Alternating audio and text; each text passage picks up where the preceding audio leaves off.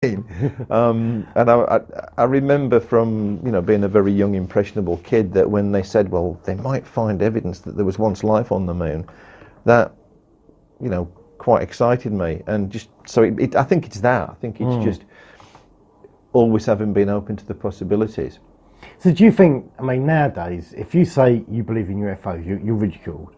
Now, but if I say I believe in life on other planets, people go, oh, okay. Because when you think there's, 13 billion universes or galaxies in our own system. That we know about. And that's assuming that this is the only dimension that there is. Exactly, yeah. The possibility of life, it's got to be there somewhere. Yeah, and I mean, I'm more interested in those books and those websites now that talk about that, because there are some fairly central questions to it. I mean, if you think about from being impressionable to the fact that I'm still fascinated by that, I could sum it up in a few arguments. That first of all, one of the reasons I've stayed fascinated in it and not ever got tired of it is because I've seen a lot of progress in our understanding in that time, but it's not the progress that you'd think. The history of ufology, while I've been involved in it and been interested in it, is also the history of great cases that we're going to prove to all the skeptics, and every single one of them crashed and burned, as far as I can see anyway. But alongside that, probably about the time I was teaching you, when I got involved in various things, it just occurred to me, the closer you got to the people that were involved in it, the more they were interesting to learn about. I'm not being patronising about this, because I mean, obviously it would be raving hypocrisy to say, well, because I'm one of them, right? Yeah. But you see the different tribes that are in there. So there are people who come and go very quickly because they have absolute amazed reactions to stories they hear, and then they realise that some of these stories aren't quite what they thought they were, so they get tired of it quite quickly. And those of us who've stuck it out for a long time have often got more sceptical, but we've also got quite passionate about the things that we think we know, and we think. I think that's sort of like half the problem, though, because you've got people there that may have what they believe is a genuine vision or experience, but then you've got people there that clearly haven't, but know that these people will buy their stories to make money out of it, and that muddies the water. So it's working things out. Oh, I think so. I mean, it depends on on the individual stories, and we could swap UFO cases all the time. But for example, one of the best known of all of them, the Cash Landrum case, which coincidentally happened the day after the Rendlesham Forest incident, if you believe most of the stories about the Rendlesham Forest incident and the date. It's a cracking story, but the skeptical view of it, the Skeptoid podcast, which covered it, in fact, I was listening to it driving home last night, it's that recent, the Skeptoid take on it. He points a few things out, which is that a lot of the physical effects of the UFO involvement may be explained by something prosaic like the fact that Betty Cash had alopecia, so her hair fell out for that reason and not for radiation. And in any case, according to one scientific take on it, if they'd had the radiation dose that would have caused those effects that they're claiming right away, it would have been a fatal dose, so they wouldn't have lived long enough.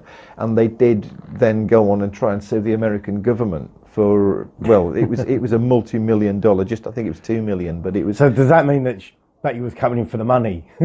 Well, the sceptical view of it would be that. I mean, I've not got close enough to them to know. I never went to one of the conferences that they attended. That said,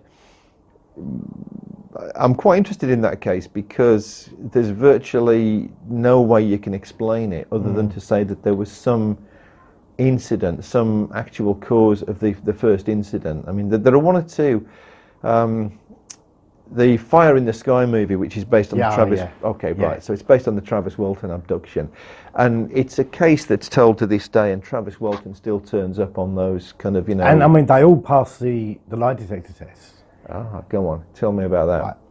But how reliable are lie detector tests? They didn't all pass the lie detector test. They did eventually. Oh, right. Okay. If you read UFOs, the Public Deceived by Philip Klass, it's interesting. The reason that, according to him, and I've no reason to distrust this, the reason that the National Enquirer didn't pay out the $100,000 is because before the group en masse took a lie detector test, Travis Walton took one and failed it.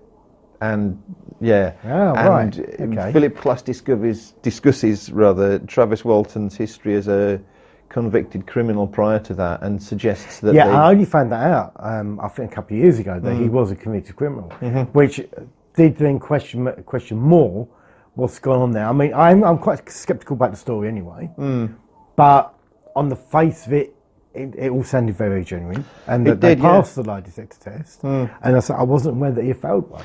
Now, if I understand it correctly, on that one, there was going to be a massive payout, and that first failed lie detector test was the reason that it didn't happen.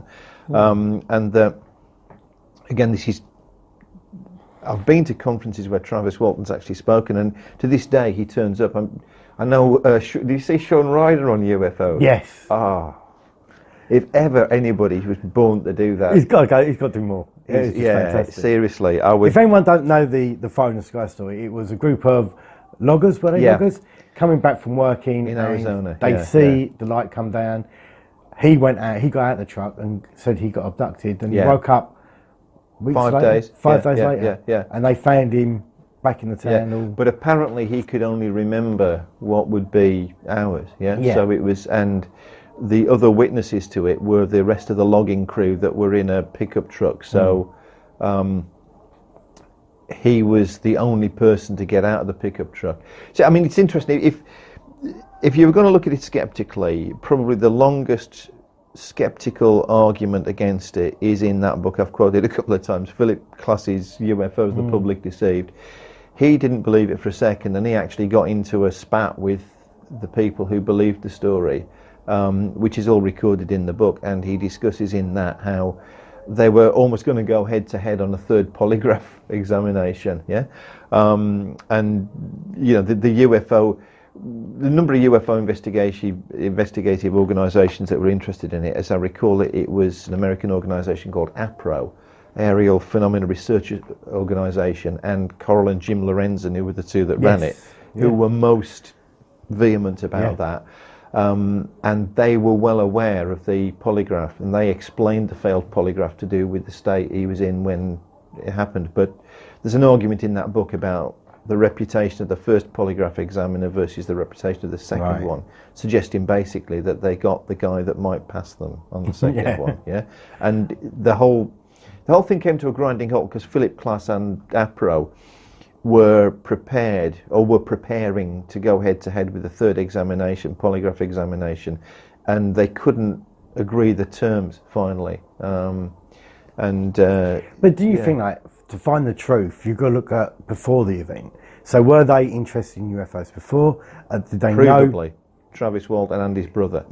So that's what I did find out, that they were interested, they were deep into it.